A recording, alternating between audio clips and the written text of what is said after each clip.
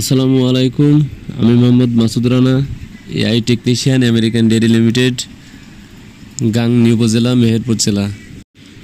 আপনারা স্ক্রিনে যে বাচ্চাটি দেখতে পাচ্ছেন, বাচ্চাটি আমার হাতে প্রচলনকৃত আমেরিকান ডেয়ারি লিমিটেড 100% হলস্টাইন ফিজিয়াম 50-565 নম্বর বুলের বাচ্চা। বাচ্চাটির লোকেশন সাহারবাটি। বাচ্চাটির বয়স মাত্র 22 দিন।